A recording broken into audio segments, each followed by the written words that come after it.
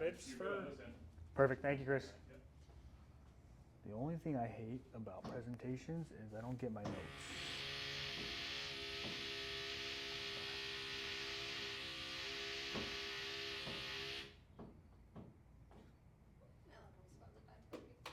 Yeah, we're not getting any work done.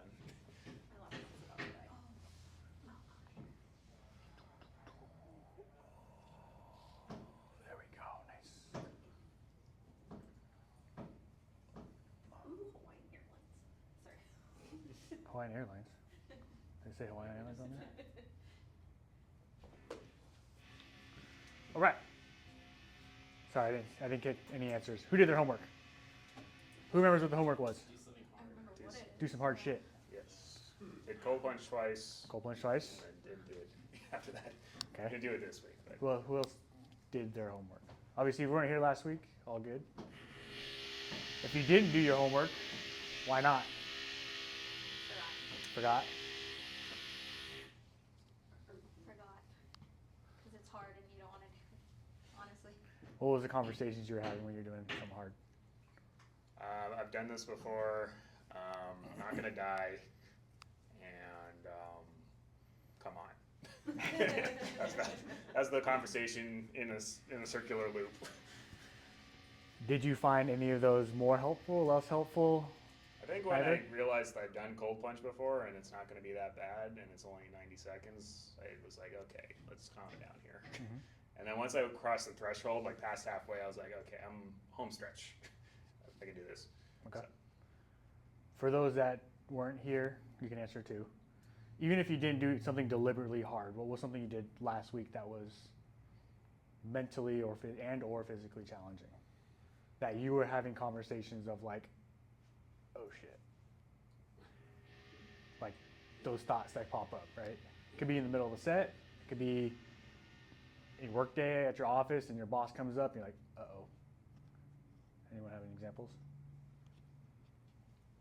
You can yell at your trainer too. I give you full authority. Well, that's for sure. yeah.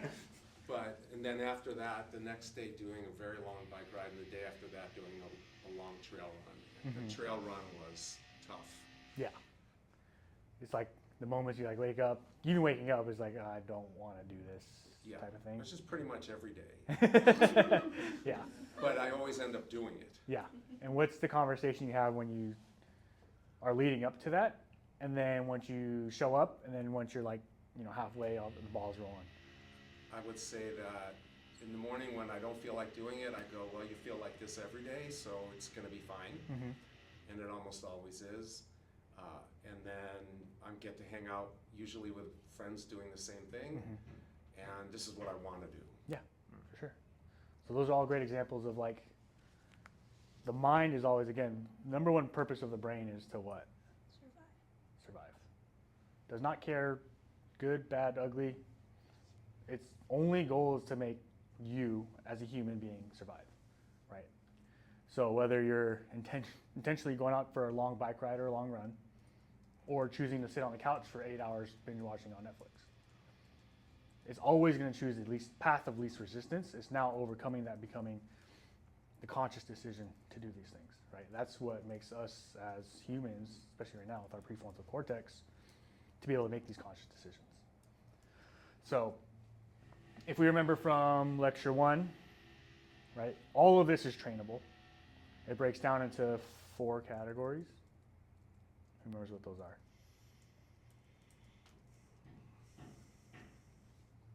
It's okay if you don't. Resilience. Resilience is 1.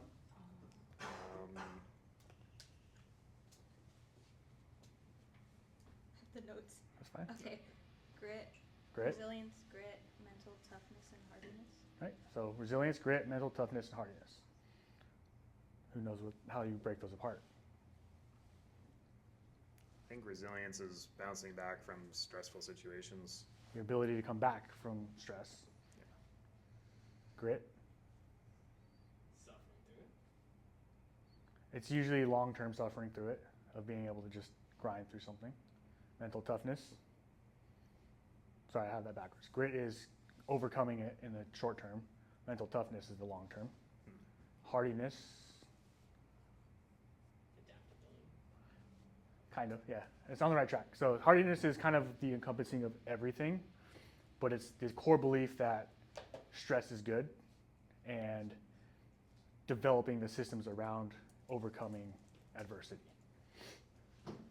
So when we talk about things like in the middle of a long trail run, for example, and you're on mile 2 of 20, you're like, this hurts, my knees hurt today, I'm sore, it's cold or it's hot, I don't want to do this, and you just keep doing it anyways, that's the mental toughness. It's like, I'm going to come in, right? Or it's like, oh, I tweaked my ankle a little bit, it hurts, but I'm okay and I can find a way to get through it, right? Especially during competition. During training, should you do it? But during competition, like it's race day, like you find your way to finish, very different story. That's the difference, right? And so developing these tools to then build on those and be able to overcome adversity and stress through different scenarios. We talked about the zone of resilience. Who remembers what the zone of resilience is? So basically you have a threshold, you go past that threshold, that's too much stress, but then you can also go under that threshold. And your zone of resilience is basically the optimum range, Yeah. where you can continuously be stressed, but it's not so much that you're not going to have health consequences. Yeah, so zone of resilience is less about optimal. Like obviously, there is an optimal range for everybody, but a zone of resilience is the ceiling and the floor of how much stress and complications you can encounter, right? So the smaller your zone of resilience, the easier it is for you to come off kilter and have a mental breakdown or spiral into negative thoughts or completely shut down, whatever it might be. So if my zone of resilience is big and something like someone happens to cut me off a little bit in traffic and I just go ballistic and start yelling and screaming and flipping them off and tailgating, right? That's showing me your zone of resilience is here. Now there's a lot more factors that go into that, but obviously the core of it is it's this big. Something small that did affect you, none, right? They didn't hit you, they didn't call you any names, they just cut in front of you. And you went ballistic, right? That's showing me your zone of resilience is kind of small, yes. How would you measure resilience? Like what units would you use? Can you? It's a very subjective thing, right? I don't think there is, I haven't encountered anything that is measurable, like quantifiable, because it's so contextual day to day and month over month, year over year, right? So like an 18-year-old is going to have a much smaller zone of resilience compared to a 30, 40, 50-year-old. One, because of just life experience, but two, maturity, right? There's so many other factors that go into it. But how many of you have ever been in an airport and someone's running a little bit late and TSA is running a little long and you see man or a woman screaming at the TSA agent? Yeah. Like this guy has nothing to do with control over you getting through faster or slower, but you're taking out all of your emotion on this dude because you're stressed out, right? And that's kind of like it leads into other things, but like you can see the fragility that they have of their mental fortitude and their resilience and their grit to just handle stress.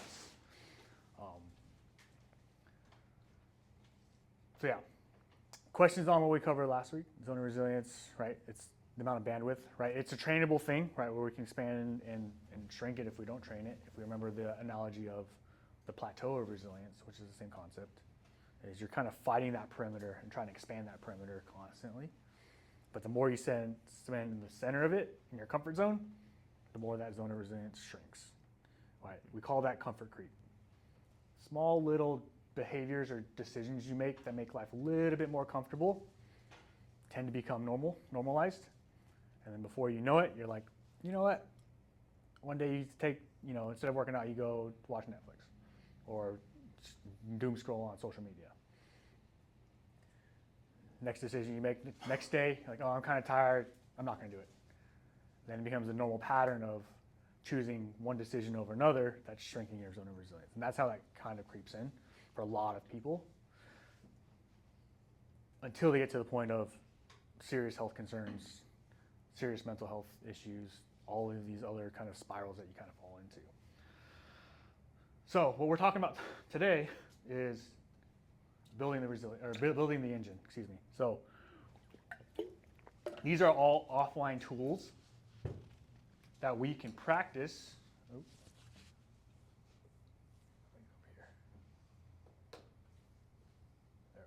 There we go.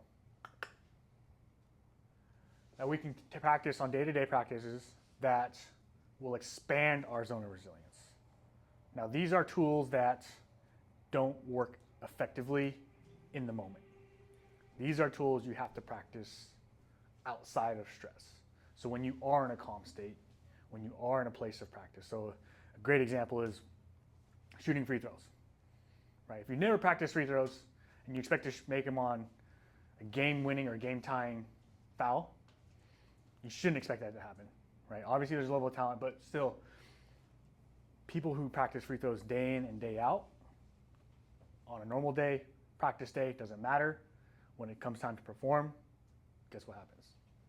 High percentage chance that they will perform when it matters the most.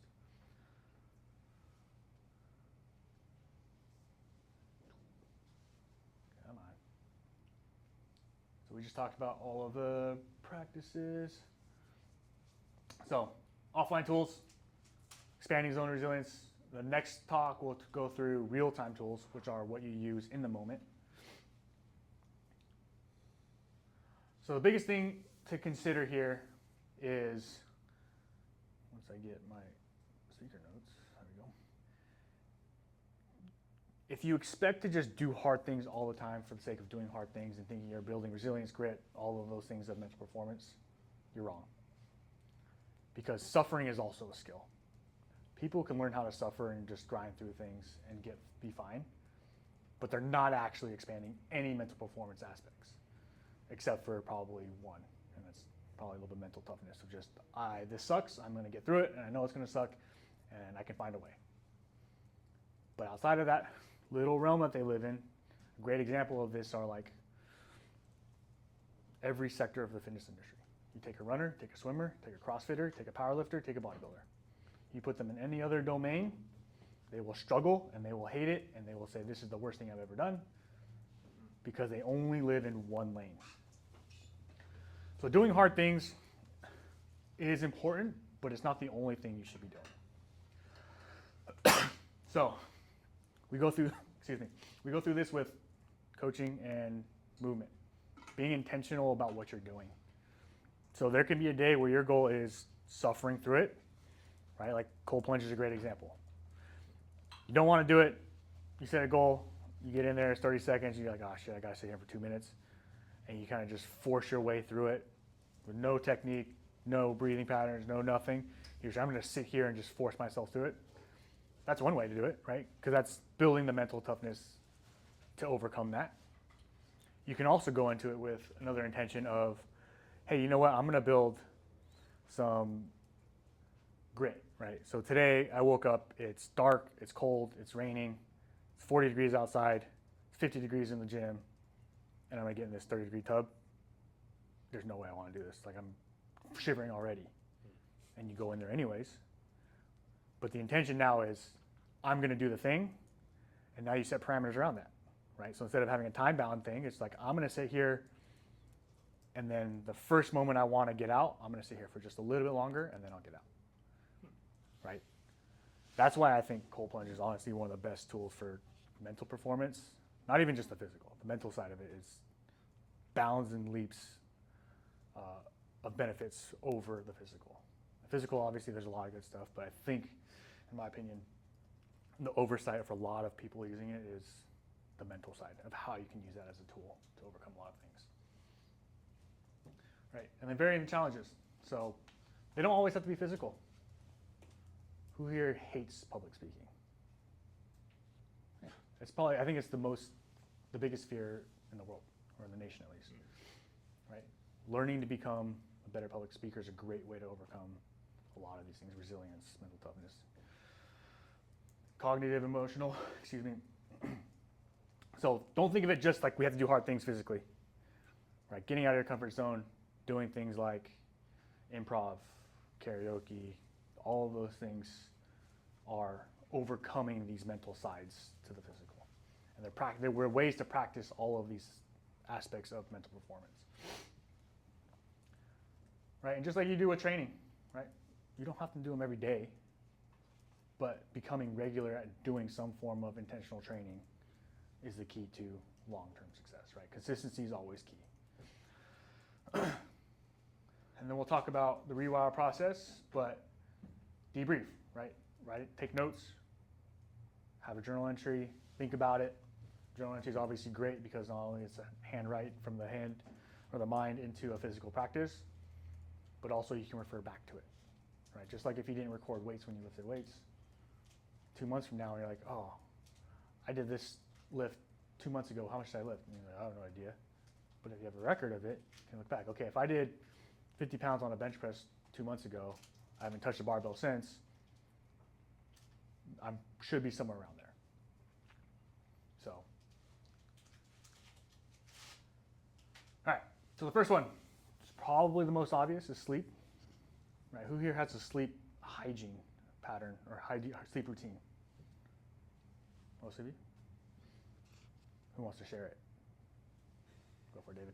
All right. Well, I try to keep the lights lower for the last couple hours Okay. before I go to bed. And then I'll do like I'll take magnesium around like 9 p.m. The goal is to be like in bed at 9:30. So Perfect. I'll just like start like my wind down routine, kind of like try and stay off my phone. Yeah, that's pretty much it. Like maybe do like some light stretching and then go to bed.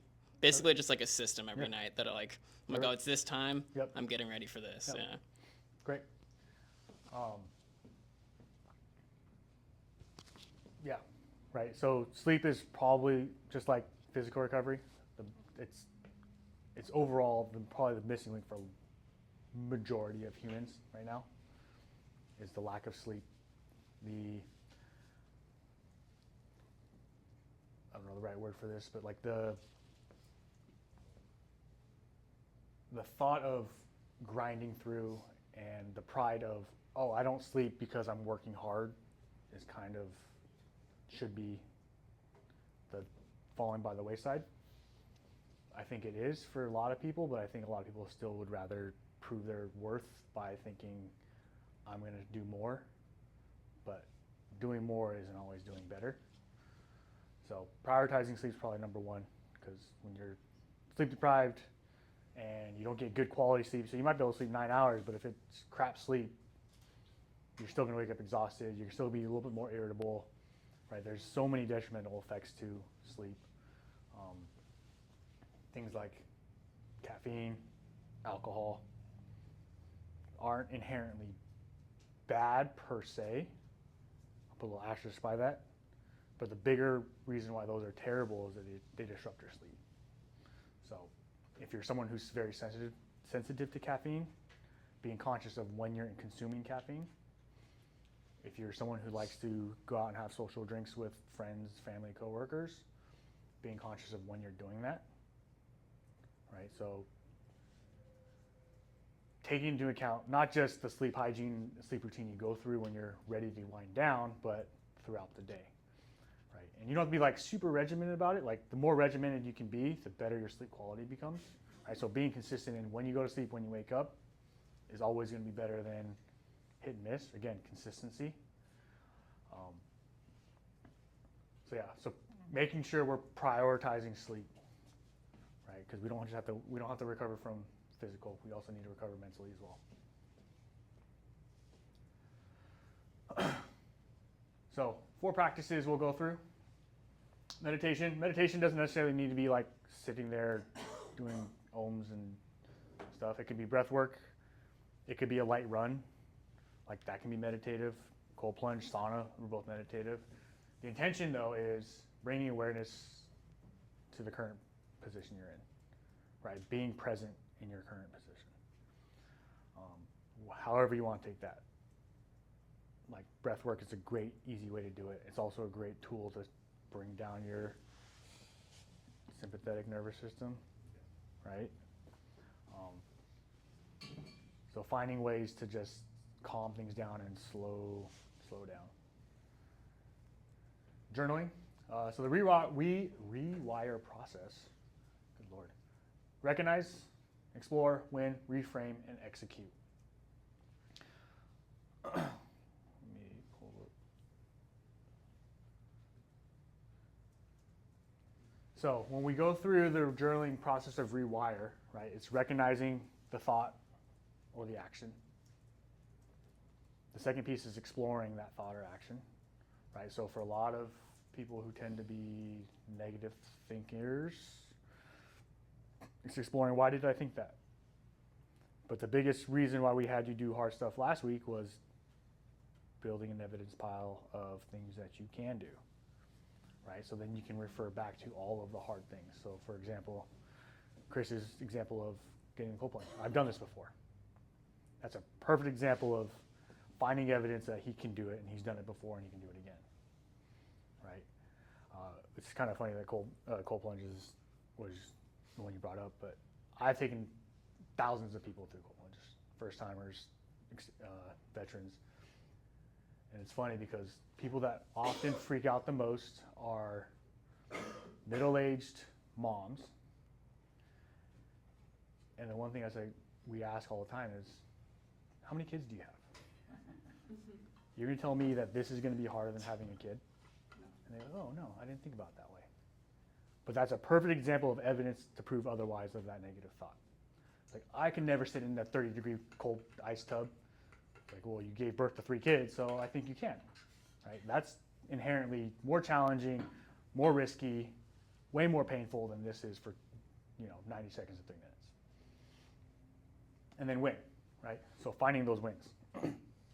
And then what you do is you reframe that thought of, I can't do it, to, I got this, you can do hard things. And that's kind of where your mantras kind of fall in. And then execute. Do the thing, right? So a good example is like, oh, I don't want to work out, I'm tired, I'm sore, my knee kind of hurts. You start to see all these negative thoughts. You start to explore those thoughts. Okay, I'm tired, I'm sore. It's okay to be tired and sore. I can still get a good workout in. I've done this before when I'm tired. I do this every day. Okay. And then you make a decision at that point. One second. It's like, I'm going to win. So I'm going to do this because I want to. I chose to do this. I chose to sign up for this race. And then you go do the thing. Right? Yeah, Warren. When is it time to reframe, like during that, like training, let's say? That's the next talk. Right now we're talking solely on practicing building that evidence and starting to write down your wins that you've had in the past. So that way when we do talk about in the moment, our next talk, we're talking about how do you do that in the moment. Right now we're talking about, again, expanding that zone of resilience so then you don't have to use this as often. You're saying not during training? Not during. All of this is not during training. This is, again, practices at home when you're a little more relaxed, you have time to think. Not when you're stressed out in the middle of a workout, in the middle of a run. You're like, I don't want to do this. My knee hurts. I'm freaking tired. I did 6 miles yesterday. I'm trying to do 10 miles a day. It's hot out. That spiral. Not time to use this. Like, who's here done like a high intensity effort, like on treadmill or the assault bike? And your heart rate's 180 beats per minute. You can't breathe. You're panting. And I say, do a 4-4-4-4 box breath. Could you do it? No. Probably not. Right? That is not the time to use that tool. Right? Because those are 2 very different spectrums of your physiology. So expecting you to go from 100 miles an hour to 5 in an instant, there's no way that's happening. So how do you find yourself to pull back a little bit to then be able to use those tools?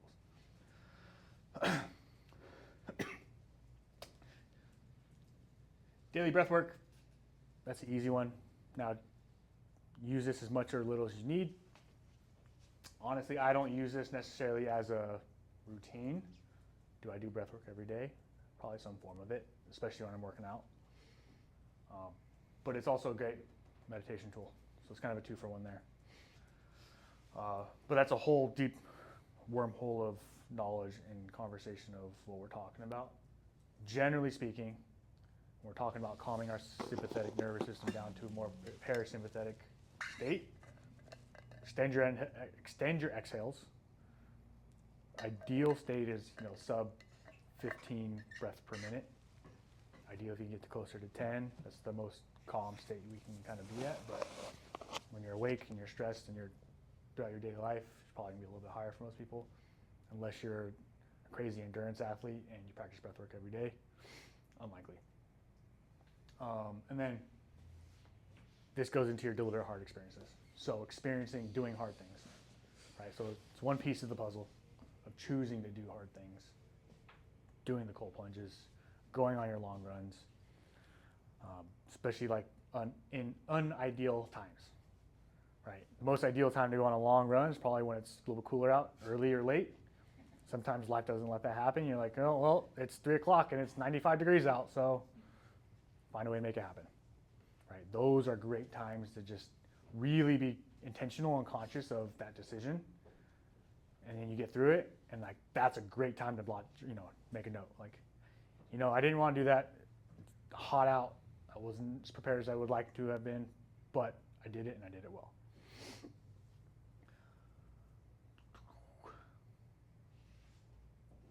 Right. So our rewire offline process, like I was talking about, name it, right? Be specific of what exactly you're doing and recognizing that problem, right? We can't manage anything that's not measured. You can't be like, oh, I didn't want to run today. Because when you review that no, that means nothing. Like, hey, today was, I was stressed out from work. It's 90 degrees out. I couldn't get my run until the middle of the day. Be specific. Explore it. What was the story you were telling yourself? So those of us who have a negative tendency, again, you're telling, more often than not, I hear stories of why you can't do something versus why you can do something. And that's what we're trying to overcome. And so that win is finding that evidence and what does the right or more effective response to that situation look like. Reframe it, reconstruct it with a new narrative, be very practical and logical of like what the situation actually means, and then commit to that response. Right? A tool I always use for myself is what would the average person do in this situation? Because I hold myself to a high standard. So for me, the average person is going to do less. They're going to do the easy choice. So it's like, oh, it's 90 degrees out, and I told my buddy I was going to carry this 100-pound sandbag for a mile. And I don't want to fucking do this. But guess what? I did it anyways. And that's where having friends come along to suffer with you tend to help, because then they can keep you accountable to what you say. And so finding people who are yes people and just agree to whatever you say won't actually get you better, right? People who are willing to say, no, you told me X, so let's do X. Those are the ones that you want to keep close, because they're the ones that are holding you accountable to your decisions. Questions on rewire. Again, this is an offline journaling practice. I would say next time you encounter something hard you don't want to do, whether it's a workout, whether it's a social gathering, public speaking opportunity, a new role for a job, like all of those are scary. But yeah. I'm sure there's probably decision fatigue. You can't do this with every single hard decision. You No. kind of want to. But like the ones that are like obvious, like the cold plunge is great. Like if you keep a log of the cold plunge, if you do it once a week, that's easy, right? You can just take a note. How cold was it? When did I do it? What time of day was it?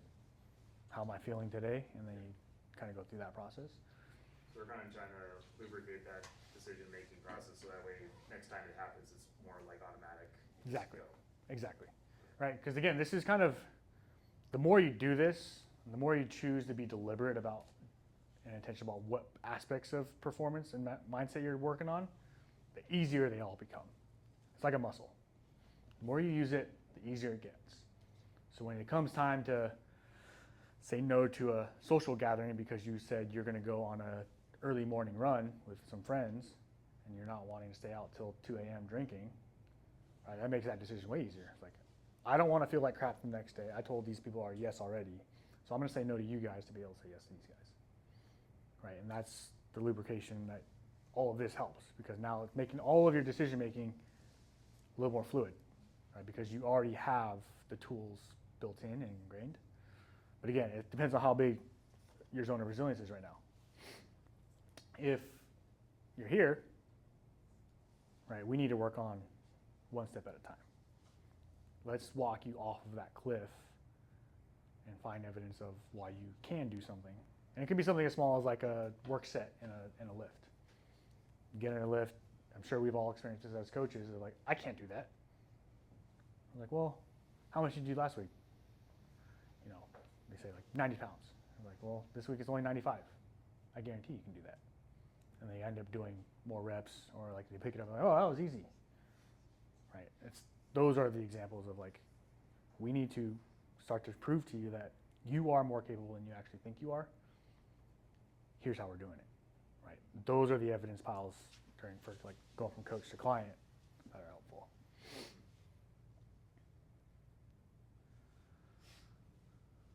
So here's some examples of building a stress-enhancing environment. So the environment you live in obviously is going to be the most influential to decision making, right? I always say the 5 or 6 people you hang out with most, you're some of those 5 or 6 people. Same thing with your environment. If you tend to hang out in a bar every Friday night, Thursday night, Saturday night, guess what? You're going to want to show up to that bar for the social engagement. You start drinking more, like it leads to all of these other behaviors that you might not want, right? So these are just some examples of how to shift your messaging in your brain, right? If someone, you're stressed out and someone says stay calm, or you say stay calm to yourself, hardly ever works, right? Or calm down, right? If you're elevated, right? A good example is use the energy, right? So it's just reframing a less useful statement into a more useful statement.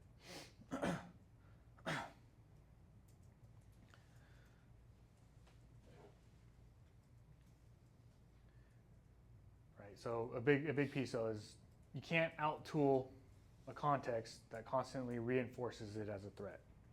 Right? Staying calm says, I need to stay calm, I'm the issue, I need to calm down, rather than using that energy for a positive output. Right?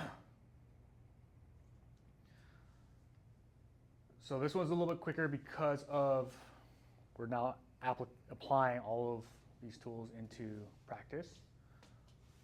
But these offline tools, again, expanding your zone of resilience. It's building the engine. It's like building the strength foundation to being more aerobically fit, being stronger, having more muscle mass. And the next talk, like I said, is going to be about real-time tools and how we can use real-time tools. Again, doing hard things isn't the goal. Right? Being intentional about it. Sure, it might build resilience or mental toughness or whatever's going on, but we need to also recover from that. So prioritizing sleep, being intentional about what we're doing, how we're doing it, recording those things, journaling it in the rewire process. We have those 4 practices, so meditation, journaling, breath work, and experiences, doing hard things, choosing to do hard things, not just choosing to suffer through them.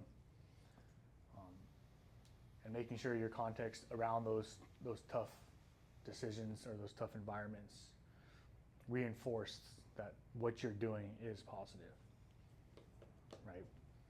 If you always go into a workout and thinking it's negative, like, oh, I suck, I can't do this, this is hard, I hate this, guess what? It's going to suck, it's going to be hard, you're going to hate it. It's going to suck and it's going to be hard anyways, but why burn the candle from both ends? So you might as well be very intentional about how to use this to your advantage rather than using it as an obstacle. Questions? So Go ahead. I was gonna say like for somebody who struggles with like doing something like working out, right, like regularly, like would you recommend like the rewire process for them for that specific like? Depends on your relationship with them. Like if it's a new client, like you're not going to know their evidence file. You're not going to know their tendencies. Like for all you know, it's just a bad day, right? Or a bad week. You don't know what's happening in their personal life. But finding, this is where like the storytelling and getting to know your clients, building that relationship is so important, because then you can find evidence of like, oh, you know, you've gone through harder things in your life. You do hard things every day. You choose to go run, you know, every morning, right? Finding wins for them, and then relating back to what you're doing is positive, right? Like the big thing is making sure that the environment is positive towards, making sure they understand the positive benefits of what they're doing, right? Because a lot of people show up thinking like, oh, I'm checking the box because I should be working out. I need to be doing this. My doctor says this.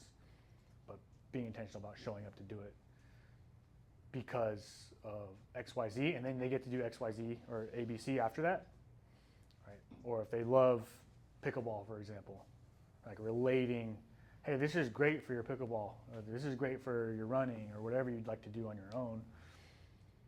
Because remember, the gym, especially in the workouts, isn't the output.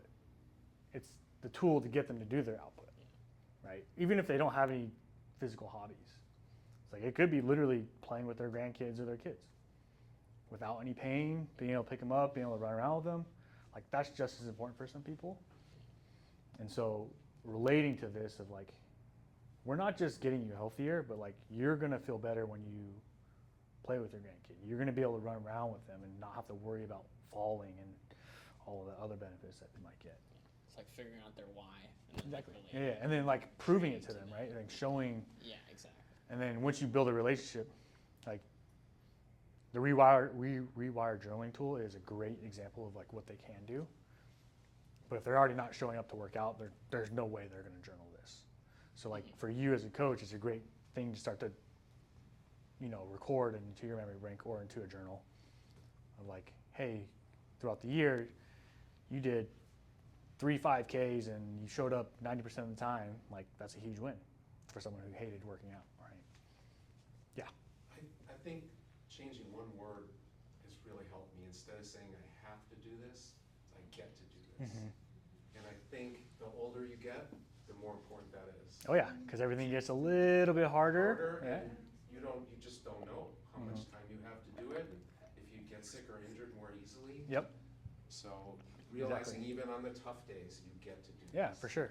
And I'll take that one step further. If you remember from our previous conversation, is talking to yourself in that second person, right? You get to do this, because then it sounds like someone else important is talking to you. Yeah. I'm like, you get to do this. You chose to do this, so let's do this, right? And that is a huge shift in the mental choice of this sounds like a chore versus like, oh, this is a choice. I made this happen. It's a great example. I feel like anybody who like really enjoys working out has that shift at some point, right? Where it's like, Yeah. oh, like this is a privilege to be able to like come to a gym and like Yeah. train. Especially when you see the results. Yeah, but it takes time to get there. Yeah. Right? And that's if you go from someone who doesn't work out and has a hard time showing up to someone who says, you know what, I get to do this. It takes a while for them to start to see the wins and build the momentum, because oftentimes they're stuck in that negative loop of, I don't like doing this. I've never been an athlete. I haven't been to the gym in 30 years. You know, I feel overweight. I feel subconscious about my body and all these other things. It's like, well, gotta start somewhere. Doing. So like, I'm sorry. oh no, I was just gonna say like in that. No, you go ahead. No, I said, Chris just said to me when they don't look at anyone else, don't compare yourself to anybody else. Yeah. And that was real important for me to hear. Yeah. I can look at them and be impressed, but don't feel bad about where you are. Yeah, absolutely. And then like I tell people all the time, it's like nobody is looking at you and nobody remembers what you're doing. Right? They're all focused on themselves. They might look over at you, but they have no idea what the hell you're doing. So like to that point, it's like comparing yourself is one thing, but like you have to also realize you have no idea what their goals are or what their intention is for that day.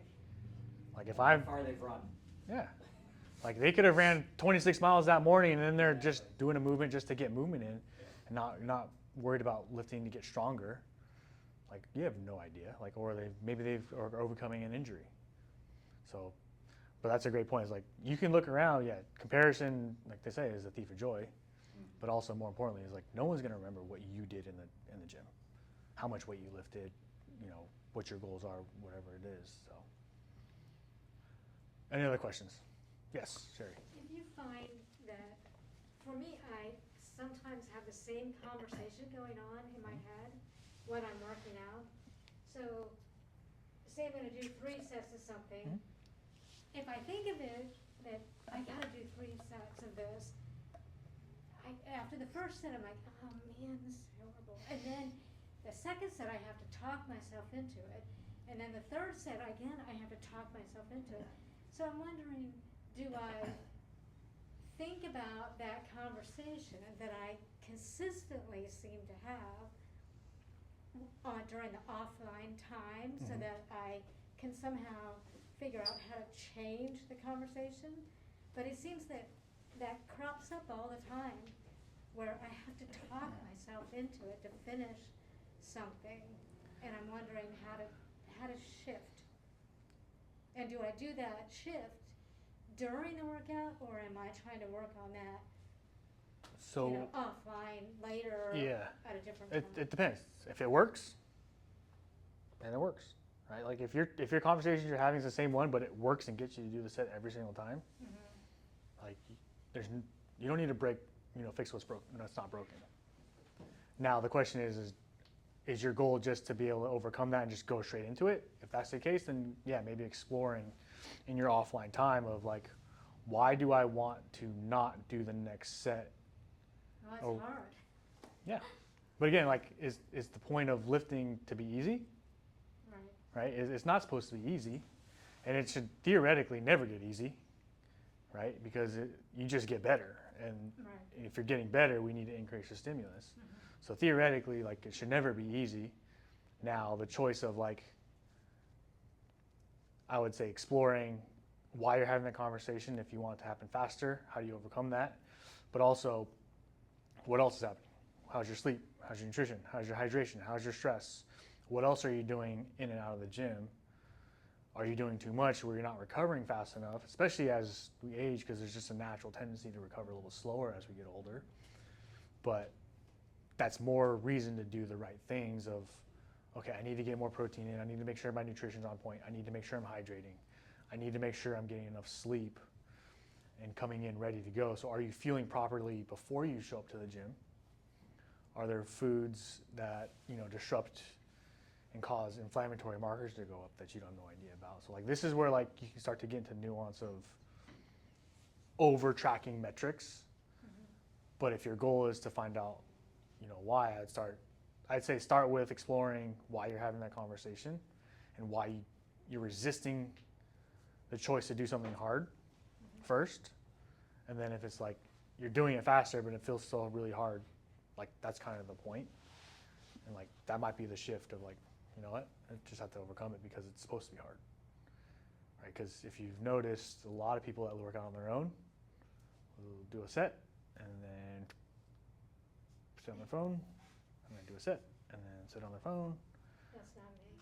Right, but like it's, for you, it's not the phone, it's the conversation, Right. which is ultimately just procrastination of the next set. That's literally all it is. It's just numbing the mind to like, if coach to client relationships happen all the time. As soon as that next set's coming up, question appears. How do I distract this coach for the next 3 minutes so I get a little bit more rest? Happens all the time, right? And so like whether it comes in self thought versus a conversation to your coach or the phone, it's all the same thing, just procrastination. So like choosing to be intentional of like, you know what, this is gonna suck, but I'm gonna do it anyway right now. Right, so like a rule I give myself all the time is go sooner than you want to. Because you're always gonna wanna give yourself more time. But if you choose to go sooner than you want to, it's always gonna at least give you a ceiling to just snip it in the butt. But I would start with exploring a little bit of what that thought process is, like why that's coming up every single set. What else? Yes. I was gonna ask, could meditation help with intentionality and also just general like strategies to be more intentional? What do you mean by intentional though? Just like kind of like with in terms of like mindset, like you were saying like in workouts of like, hey, this sucks, but I still gotta do it and like use it to my advantage rather than letting that kind of like that doubt or like negative So self-talk creep in. meditation will do that kind of in a roundabout way, right? It's forcing you to be present in your current place, right? Who here drives home and with the radio off? Tyson, yeah, a few of you, great. Who doesn't do it? My bike doesn't have a radio. Who doesn't what? Who has to have music or a podcast or something, I'm feeling triggered. right? But like that alone tells me like you don't like to live in your head, because usually people when they start to go internal, You know what's in there? yeah, I know what's in there. But like that's literally what meditation is all about, is like learning and being able to deal with what's in your head. And a lot of people who don't like silence, like fill space with audio or talking or whatever it might be, don't like the thoughts that come up in here. And very quickly, those tend to be the ones that are just a little bit more up and down on the zone of resilience scale.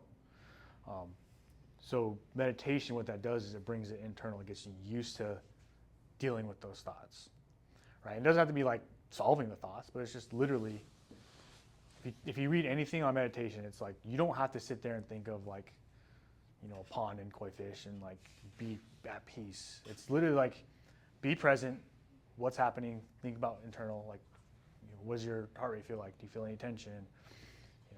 Think about the breathing pattern. And they say, as soon as your mind goes away, let it, and then just bring it back. It's not about like, let me be intentional and sit here and quiet and like stare at the wall. It's just about coming back and being present more and more frequently. Because the more you do that, again, the easier it gets. So it does help, but it's not going to be a direct correlation to like, oh, I meditate, so this is going to get easier. No. That's why you still have to do hard things. You still have to be intentional about doing those hard things. You still have to increase your zone of resilience, which is what that's helping, but that's only one piece, right? Someone who says, oh, I want to get stronger. Okay, cool. What does that mean to you? I don't know what that means to you. There's like a great one's like, I want to lose weight. I want to get skinny. What does that mean? Why? Because everyone's going to have a different perspective and definition of what that means. Can I add one thing about the meditation? Yeah, for sure. I think what you said was really true. It doesn't stop the thought, but it makes you less emotional now. So that thought might still be there, but you can like walk into the hard thing and just do it. I think that's the biggest. Yeah, I mean, like that's essentially what Stoicism is all about, right? Has anybody ever read anything about Stoicism? Right? So Stoicism is not about like being here flatlined all the time. It's about recognizing the emotions, but realizing that you're never going to be at the highs all the time, and you're never going to get the lows all the time. So how do you get back to like, it is what it is, and like dealing with adversity or dealing with wins, but realizing like, okay, that's not the normal. How do we get back to center? And that's essentially that's why those two are like very parallel with each other. Yeah, it's recognizing the emotion, understanding it, accepting it. Because emotion is not the enemy. It's, do you let that emotion linger, and then do you let your decisions be affected because of those emotions, whether it's high or low? Any other questions? What's the homework? So, again, you're going to do some more hard stuff. Good old. And this time, CK, did you do all your homework? of course he did. Kyle, did you check it? Yeah, got A+. All right. So you're going to do more hard stuff. If you forgot, not a big deal. But like maybe journaling a little bit of like why you chose to forget, why you didn't prioritize it.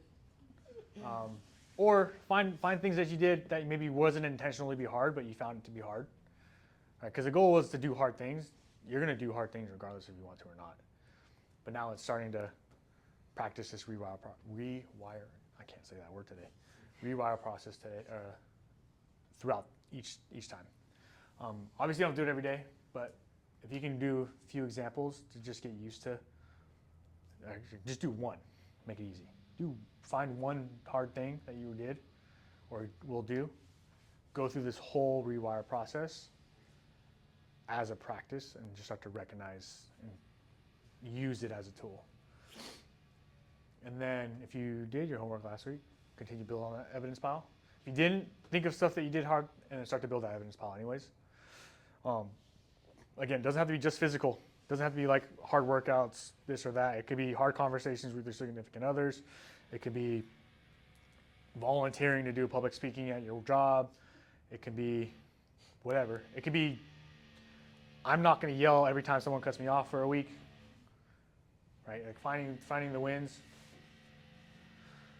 And then, obviously, we're starting one of them, but if you can get another one in. So whether that's meditation, breath work, doing something hard again, right? Questions, comments, concerns? I think that's everything. No? So are all? One comment. Yes. Okay. I found that when you're doing something, whether it's riding up Mount Hamilton or doing your workout, if you think about that last 300 meters of that climb and how hard it is, you're toast. But if you look and say, I can get to that next corner, or there's a rider up there and I'm gonna try to catch them, then it breaks it down and you're present and you know you can do what you're doing right now. Like, I don't think about the hamstring curls the whole time I'm because if I did, I wouldn't even show up. So that's just my comment on that. Did you read my next presentation slide already? That is a real-time tool. That is a real-time tool that we will talk about in our next conversation. We call that psychological chunking. It is breaking down large things into short, achievable steps. So that's why you have long-term goals and you have short-term goals that help you get there. But that is a great tool to use. I use it all the time. I'll give you an example. Last week, 2 weeks ago, I get all these great ideas from my friends. One of our challenges was to do 1,000 step-ups Oh, I saw you doing that. with a 40-pound ruck on my back.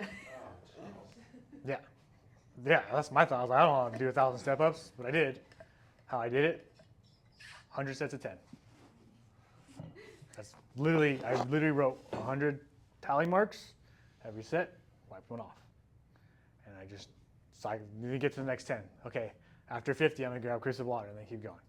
So it's finding small steps to get to this large achievement. And I was, sucked, suffered through it, but like, there's one way to do it, and it's psychological chunking. That's a real tool that's helpful, very, very helpful. Cool. I'm gonna guess our next talk will probably be in a couple weeks. I'll have to confirm with Chris. We'll do the same thing. We'll throw it on an email, Eventbrite. We will talk about real-time tools. So those are tools that we use to bring us, if we're a little overexcited on outside of our zone of resilience, how do we bring it back down? Usually we usually don't have a hard time coming back up. It's how do we bring ourselves back down, and how to use those in real time. Those are the ones you use when you're riding up the last 500 meters of a hill, the last, when you're suffering in the middle of a marathon and you have the thoughts of like, everything hurts, I'm done, I don't want to do this. How do you overcome that? Cool? Let's do our homework.